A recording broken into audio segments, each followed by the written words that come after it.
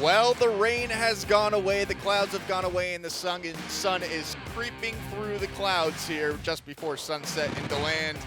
And Stetson will have their hands full tonight as the visiting ninth-ranked Florida Gators come to town for the first time this season.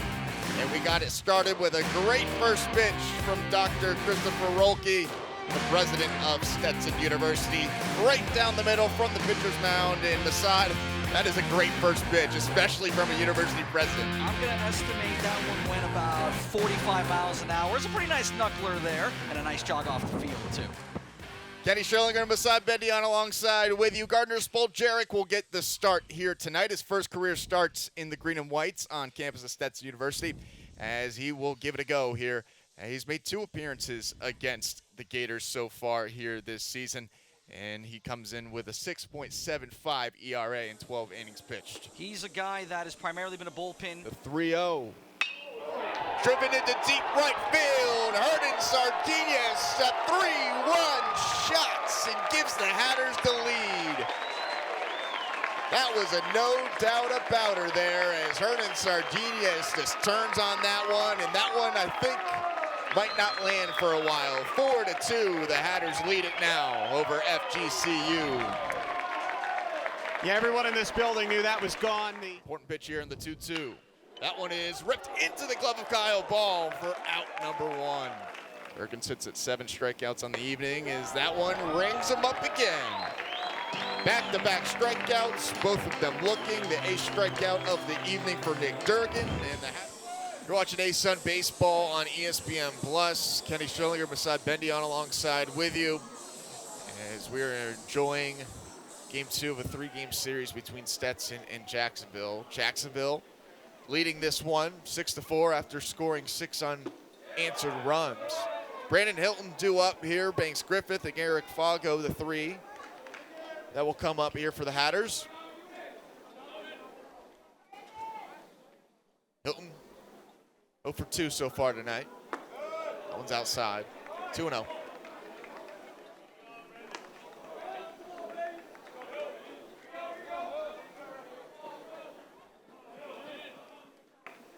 JU playing the shift on Hilton again, mostly from Pacheco. He's in shallow right. That one swung on, and down the line, it's going to get down. Brandon Hilton loses his lid. He's going to turn around first, heading to second. It's in the corner, and he's going to cruise into second with a leadoff double.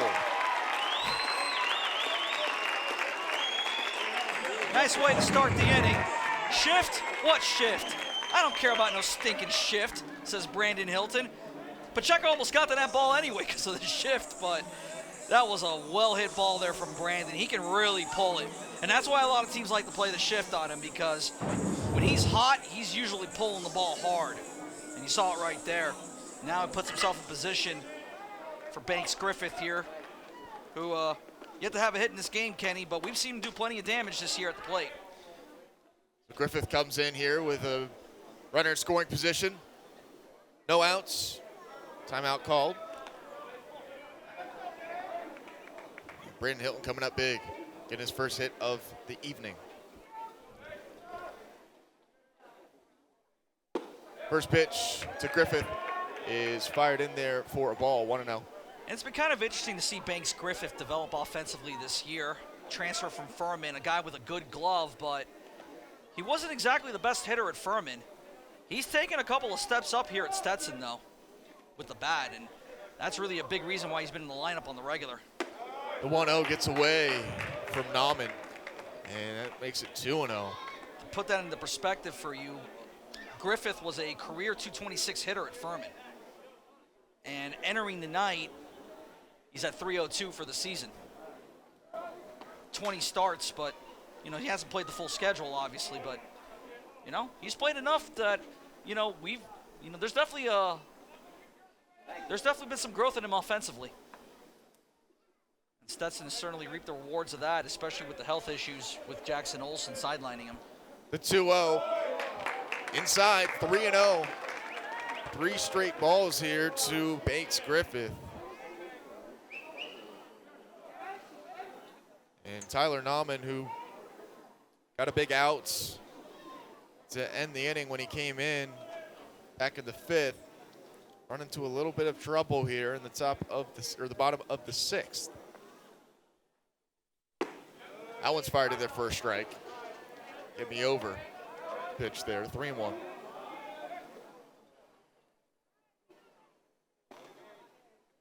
Now let the chess match begin.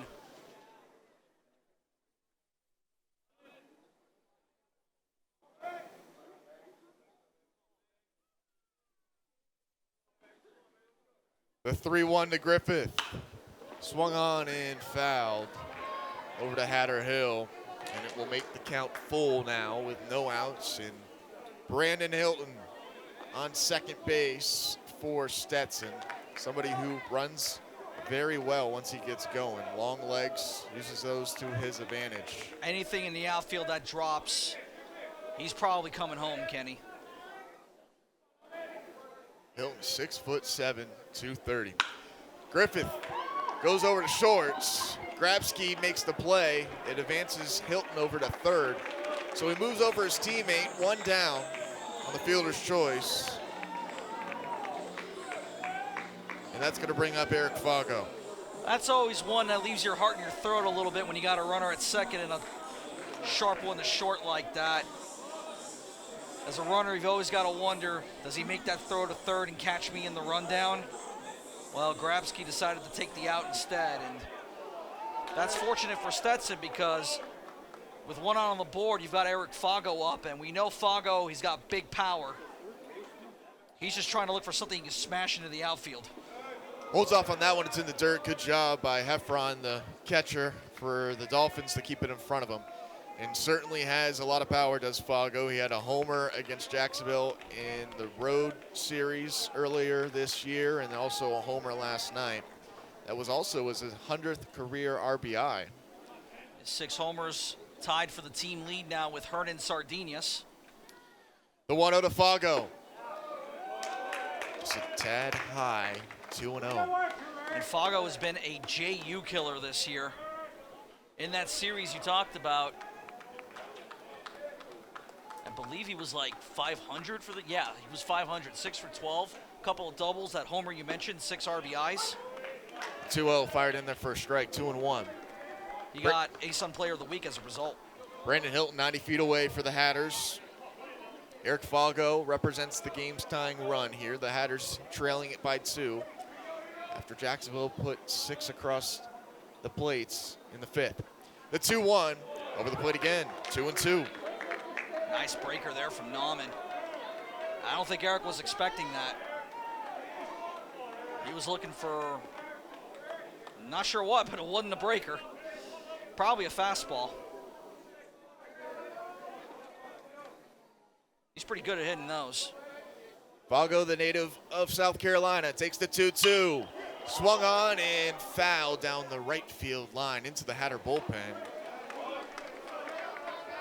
Loud foul ball there. Yeah, he was definitely looking for the fastball.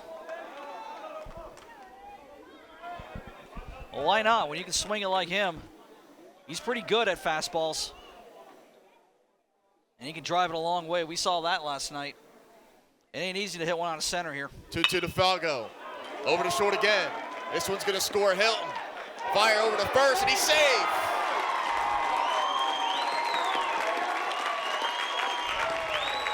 Brandon Hilton scores, pulls the Hatters within 1. Eric Fago reaches safely, and they're going to score that one a hit. All the way. And Eric Fago may not be the fastest guy on the Stetson Hatters roster, but he's faster than he looks. You saw it right there. That was a real hustle play all the way. Worst case scenario, you give up the out to score the run. You take that trade any day if you're Stetson, but Fago's hustle means the Hatters are really in business here with Nick DiPonzio coming up and 1 out on the board still. 101st career RBI for Eric Fago there, and Nick DiPonzio will step in. Here with 1 out, 1 on. DiPonzio 0 for 2 tonight with a ground out strikeout. Hatters within 1 now in the bottom of the 6th inning. And that particular hit, Kenny, really showed Eric Fago's growth as a batter. A few years ago, he struggled with 2-strike approach. He probably would have struck out on a play like that. as a freshman. This time around, though, he just threw the bat at it. Get it on the ground. Make them make the out. Showing bunt is DePonzio. He pulls back on it, holds off. It's called for a strike.